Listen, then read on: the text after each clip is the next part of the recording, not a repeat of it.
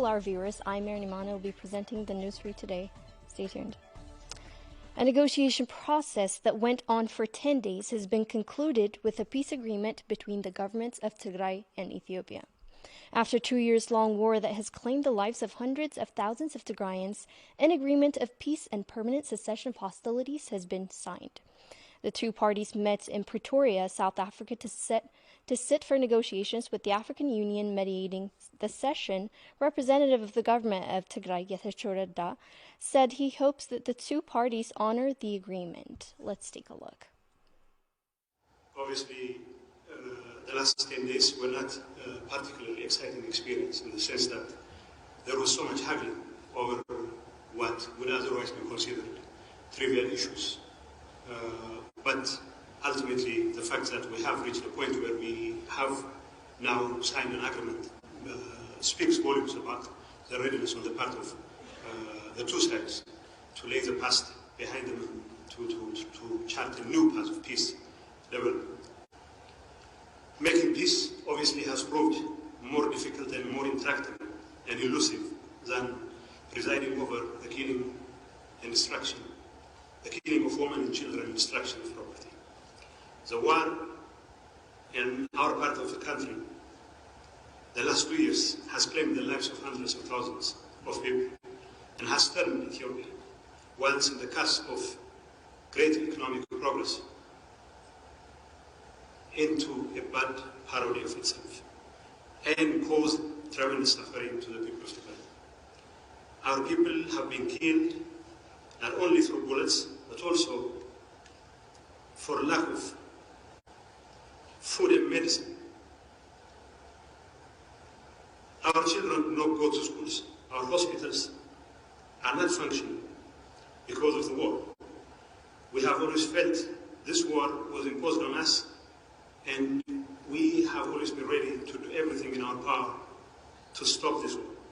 Now that we are here to sign an agreement, to at least explore the opportunity to see if we can make this, and it is still within reach. It will come as a relief not only to the people of Tigray, but also to the entire Ethiopian population. And I hope, it's my hope and expectation that the two parties will continue to honor their commitment and redouble their efforts to make sure that the agreement they have signed is implemented and in a manner that satisfies the interest of our people.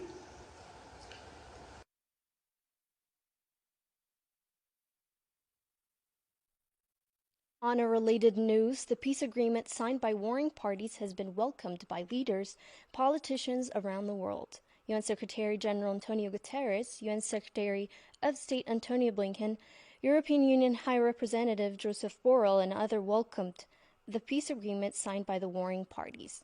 The leaders called the efforts to end the 2-year-long war extraordinary and expressed their hopes for peace and everlasting political stability in Ethiopia. Salome Tigrai presents a report by Salome Berha. Following the peace deal between the Tigrayan and Ethiopian governments, UN Secretary General Antonio Guterres said the agreement was a critical first step in ending the 2-year-long war, and urged the Ethiopian people and the international community to support the bold step.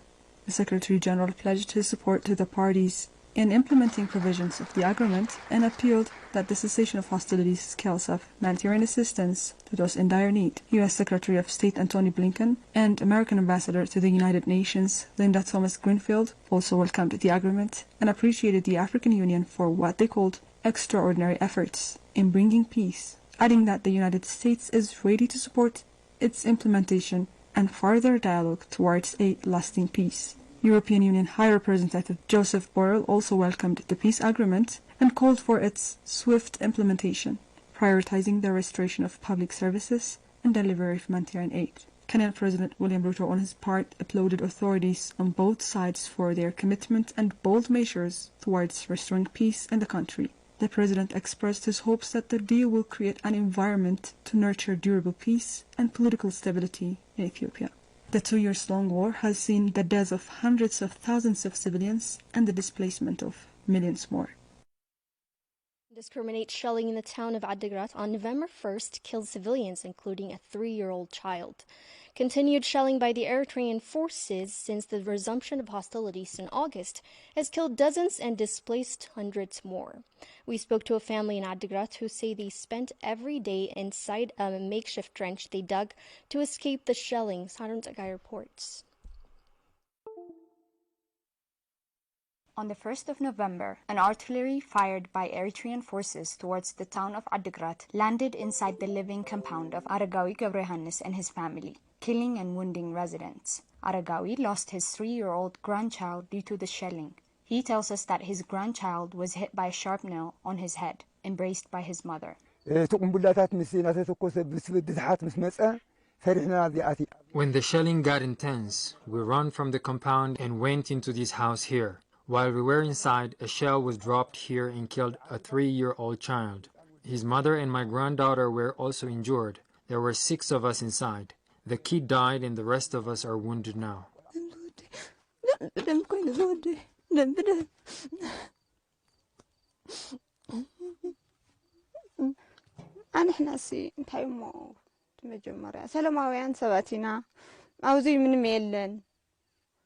We are just civilians. There is no military-related facility around here.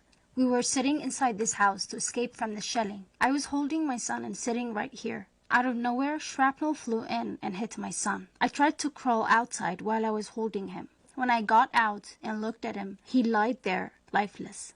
This used to be the door. The shrapnel flew inside, shattering the door. There were 6 children inside this house. One of them died because he was hit by a shrapnel from the shell. This is just a civilian residential area. There is no military camp or a fortress around here. We thought we all would survive the shelling by being sheltered inside this house. An elderly couple residing in the same compound also lost their house to the destruction. Although their house was completely destroyed by the attack, Kiros Kidanu and his wife, Takha Gebrselassie, survived the deadly shelling thanks to a trench they previously dug to escape shelling. together.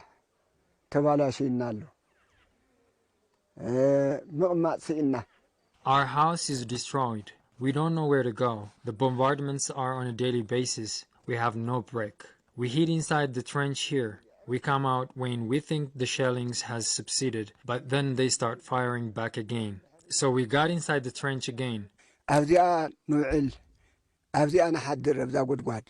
We spend the whole day and night here because the shelling is so intense. I built this trench so that we can hide from the shelling everywhere. Continued shelling by Eritrean forces since the resumption of hostilities has killed dozens and displaced hundreds more. Drone and heavy artillery attack was carried out in the town of Maijo in southern Tigray, killing and wounding many civilians. Medical director of Lemlem Carl Hospital in Maijo, Dr. Yibrah Gabramedhin, said that the hospital is receiving several civilian casualties due to the continuous attacks in the area. However, the hospital remains unable to provide the necessary treatment to survivors due to lack of medical supplies. The medical director also noted that lack of fuel and transportation is leading to the rise of number of fatality. Intense bombardment and shelling throughout Tigray has caused the death and injury of civilians and displacement of scores more.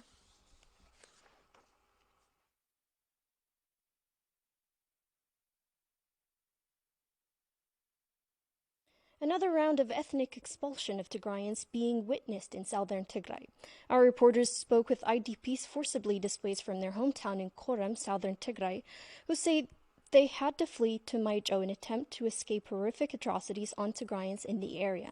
This comes to light after a successful ethnic cleansing campaign in western Tigray that got rid of the majority of Tigrayans out of the area. Sablor Lemma reports.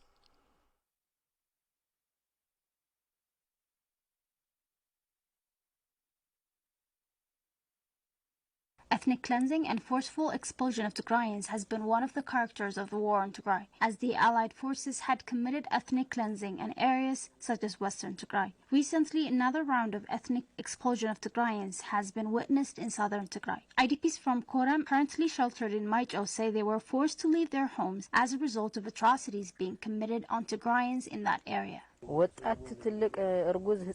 It doesn't matter whether you are young, old, pregnant, or child. They were just slaughtering and killing indiscriminately. They also raped women. We were being attacked by heavy artillery when we were there. They were saying Tigrans should leave and made us suffer. We have witnessed terrible atrocities.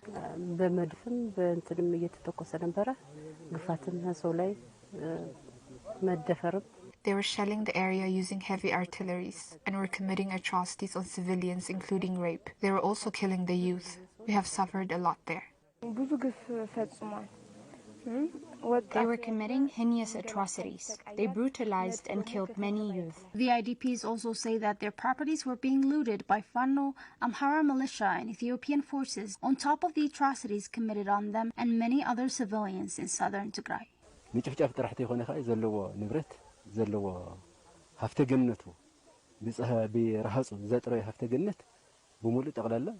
They were not only attacking people, but they were also looting properties we have worked for our entire lives. This shows that they want the land but not the people. Our properties have been looted by the Fano, Amhara militia and Ethiopian forces. The people you see here have left their cozy homes with none of the properties they owned. We came to Macho with nothing on our hands. The IDPs added that even though they have escaped the atrocities in their hometown, the blockade of basic services has made it difficult for them to live in the shelter. There are so many problems here because we have children to take care of. We have pregnant and lactating mothers. There's nothing here. We have nothing to eat. If, for instance, we ate roasted grain in the morning, we would have nothing to eat later the day. We sleep on an empty stomach. There are more than 3,000 people that included the youth, elderly, pregnant, and lactating mothers. As you can see, they are only eating roasted grain and a piece of bread. They have nowhere to sleep on. They just sleep somewhere in the corner. Many children in Tigray have been separated from their families as a result of the 2-year-long war. Our reporters spoke with children in Ma'ala that are unable to contact and meet with their families due to the complete communications blackout. Haile Gabru has more. The resumption of violence in western and northwestern Tigray has left families devastated, with most of them separated. These children now find themselves far from home in overcrowded IDP centers across the region, have already lost connection with their communities. These children, whose ages range between 11 and 13, have been displaced to Mekelle, leaving their entire family in different parts of Tigray.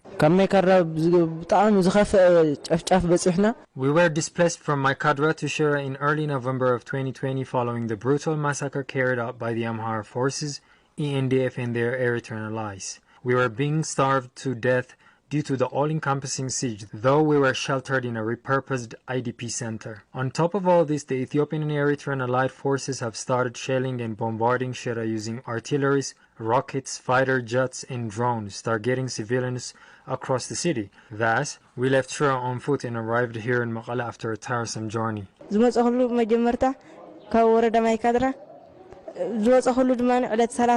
were displaced from Maikadra district on December 9 to Shira and Dasilase. I get speechless when I think about the dead bodies laid everywhere on our way to Shira. We stayed in an IDP center in Shira for 2 years. However, following the war on the people of Tigray, we were obliged to be displaced to Mekelle yet again. On our journey, we have seen nursing mothers suffering severely. In general, the atrocities committed on us are diabolical. I am from Kafta Hamara district. We have been banished from our own home by the Amhara forces and their Eritrean allies that we had to leave to Shira 2 years ago. Following the recent resumption of hostilities in Tigray, both Ethiopian and Eritrean forces were shelling Shira with heavy artilleries, drones, and fighter jets, targeting civilians mainly. Then after, we came to Mekelle on foot to save our lives. The atrocities were so vicious. On the way here, we have witnessed countless bodies of mothers and children killed by drones and artilleries. I used to live in Badme, northwestern Tigray. My mother has been killed by the barbaric Eritrean forces in November of 2020 at her home. Then I came to Shirara on foot. I couldn't be able to be connected to my family since then. Few months after I went to Shira, Midraganet IDP Center, have been sheltered for almost 2 years. I have witnessed many of the nursing mothers, children, and people with chronic illnesses falling like leaves of autumn while I was coming here. It was so shocking. The children have also expressed their concern about the current condition of their family members. I left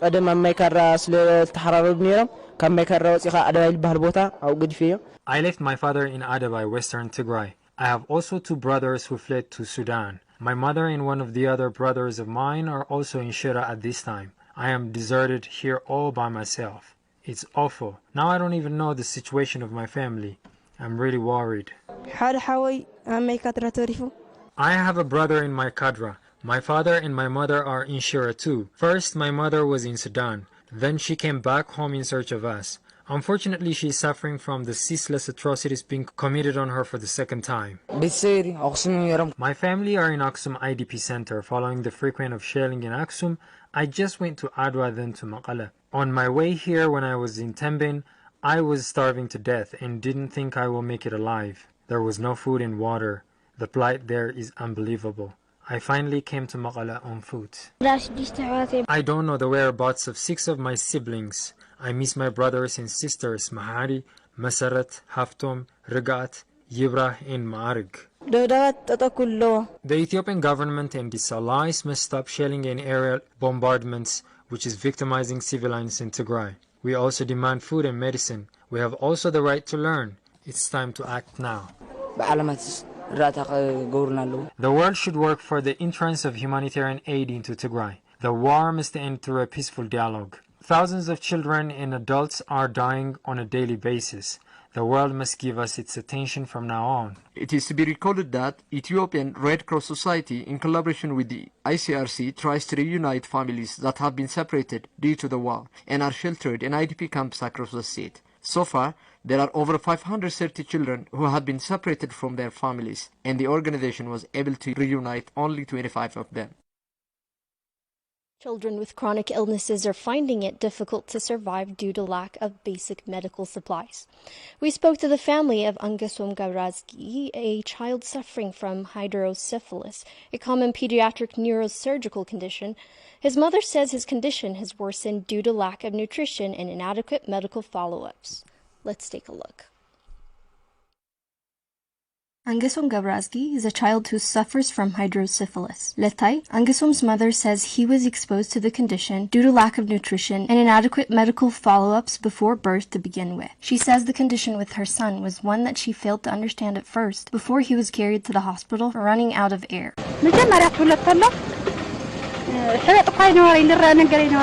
Although he didn't have any visible bump when he was born, he would constantly cry, and the doctors told me to constantly check on him for symptoms. After 24 hours of crying, his face turned yellow, and he started running out of oxygen. At around 1 after midnight, he was sent to Eider Referral Hospital. Dr. Abraha, a pediatrician in Eider Hospital, says this case, namely hydrocephalus, occurs when cerebrospinal fluid in the brain is either excessively produced or hampered in circulation and absorption. Explaining hydrocephalus may arise before or after birth, he says most children with the condition are exposed to it due to lack of folic acid. Normally in our brain or inside the calvarium, we have the brain tissue, we have that we say brain. Then we have also normal clear fluid, which we call cerebrospinal fluid, and we or abbreviate it as CSF. And this fluid is produced in our body and well regulated with absorption. Either excessively produced or hampered in the circulation and absorption, the CSF or this cerebrospinal fluid accumulates excessively. Although they came from the district of Tembin all the way to Eider Hospital, Ma'ala, for medical treatment of their child, leaving their other children behind, no medical supplies were available to them due to the siege-induced depletion of medical supplies.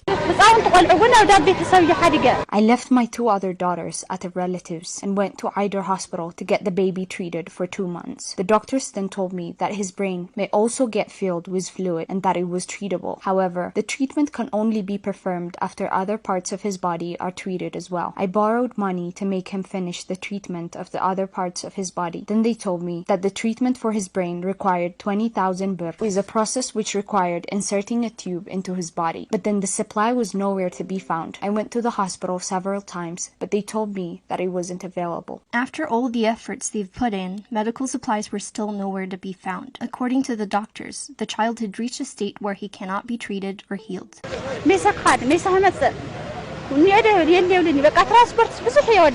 As I went back and forth from our town to the hospital in Maqalla, I spent all the money I had in transportation. So I went to the district office to ask for help. They told me they would pay for the supply if it was available. Now he is 1 year and 2 months old and he hasn't gotten any treatment so far. But then I went to the hospital and asked, and they told me that the medical supply wasn't available and that he hasn't reached a state where he can be treated entirely. And on this kid, as you saw, the head is too big, and mother described the measurement was 81.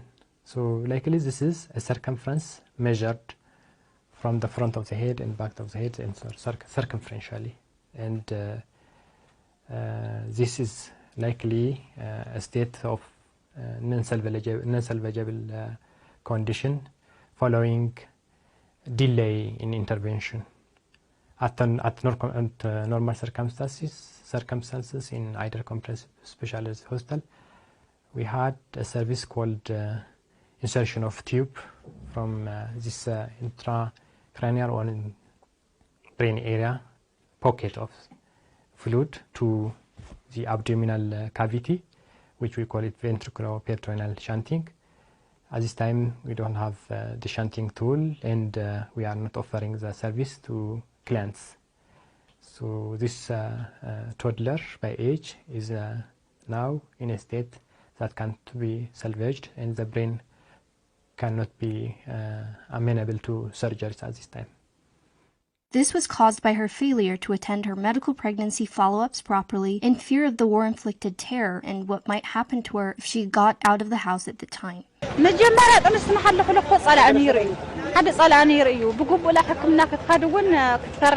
We were encircled by the enemy at the time, so I couldn't get out of my house and I couldn't attend my pregnancy follow-ups properly. I had lack of iron, but I couldn't get that because we couldn't walk and leave freely at the moment. Letainal says they have to sleep at a church and beg for food during daytimes in order to survive. On top of which, she says, it has become very hard for them as the child's condition requires feeding more than usual amounts.